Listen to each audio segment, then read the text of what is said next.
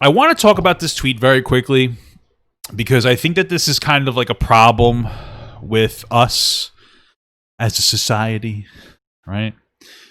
And this is the tweet. It says, when you expose a racist student, you stop them from attending a university that will allow them to become a racist healthcare worker, teacher, lawyer, real estate developer, politician, etc. Right? Let's see. Racism in the medical field results in minorities dying at a higher rate. Racism in the real estate prevents minorities from buying homes in different areas. Racism in politics results in laws that negatively impact minorities. The list goes on. Yeah, right. So here's my problem with this. I'm going to contest this piece by piece. First and foremost, what the definition of a racist person in general seems to be changing based on what somebody wants to say, right? So, for instance, we call a 13-year-old who uses the N-word a racist, when like I would just say that's a racially ignorant person that doesn't have like deep hatred. Now, maybe you could argue, hey, that's racism. But do you think that it's toxic racism, or do you think it's just ignorance? So when we say that you're exposing a racist student, and like when they say expose, they don't mean expose, they mean cancel, because they're saying you stop them from attending this, that, and the other, which means that you're saying when you cancel a racist student, you know what I'm saying? Making insensitive jokes isn't bigotry, okay? Maybe it's ignorance, but that's there's a level of education that you can have somebody go through in order to get them to stop. My argument here is that most people that are canceled aren't true racists or bigots. They're ignorant people. And when you cancel their entire life, when they don't understand the ignorance, I'm not saying they're not ignorant, but when they don't understand that ignorance, you're actually going to make it so that they become more bigoted, whether it's from a race perspective, from a gender perspective, or a sexuality perspective. You understand my point? When it comes to you get my point. So I honestly would argue that you're hurting, you're generating more bigotry by canceling racist people, because the word racism is just thrown out there. Like, everything's racist. It's like, oh, I like the Black Panther, so I bought his outfit. It's like, oh, you can't wear that, cultural appropriation, you're a racist. You understand? Like, that's kind of the new wave of people. And I know that's a very exaggerated, hyperbolic argument, but still, you get the point, guys. Now, another issue I have here is that we talk about stop them from... they will allow them to become a racist healthcare worker, teacher, lawyer, etc. The problem is the wording here is that we have this idea that racist people are what make systems racist. I know that sounds weird, right? Racist people made systems racist. But I wouldn't say that nowadays it's necessarily people who are bigoted in some sense contributing to the bigotry of that particular field, right? So, for instance, racism in real estate prevents minorities from buying homes.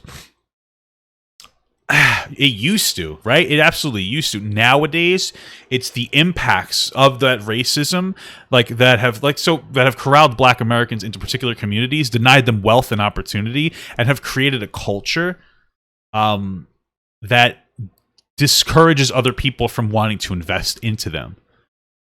All right, it's a little more complicated, but now all this past racism has turned into basically an issue with culture and accumulated wealth within particular communities that makes them that makes banks want to invest in them less. Right now, when it comes to the medical field, there's apparently some rather old studies that suggest, or even say, that some healthcare people think that there's a legitimate difference between Black and white people, right? But I see people talk about how there's higher rates of colon cancer and heart problems and heart disease in Black communities.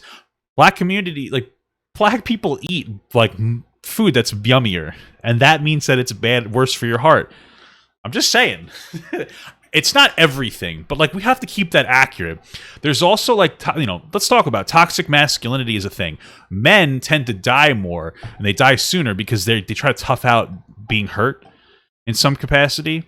And I would say, again, in communities that aren't as new aged, the communities that aren't, don't have disposable income, the communities that white communities, white middle class communities don't have real problems. So they start bitching about stupid shit on TikTok about how everything's racist. Like this person, this guy might be Black, but you get my point. When you're in a poor community, you don't really give a shit. You don't worry about these small things. You worry about actually living. So part of this, I would say, isn't necessarily a racist individual interacting with somebody as much as it is people not having the time to worry about, you know, these things that will increase their life or their quality of life by a marginal effect, because they have to worry about everything else. You know, it's like, what are you going to be more worried about? Whether you eat the right food or whether you have the money to eat food in general, right? If you don't have money, you're just going to go and you're going to buy whatever cheap, shitty foods you can. You're going to eat that. You're not going to worry about eating healthy, right? That's the whole argument. Every single one of you guys, like, I can't go vegan. It's expensive, or it's a factor, right? Apply that. It's expensive to eat good food. So poor communities don't eat good food, which leads them to have more issues when it comes to their healthcare, right? There's a lot of these small nuanced factors that all lead back to what, guys? Positive wealth redistribution, so we can defeat poverty in the United States. And I like to choose universal basic income, and I'm always going to throw it out there, okay?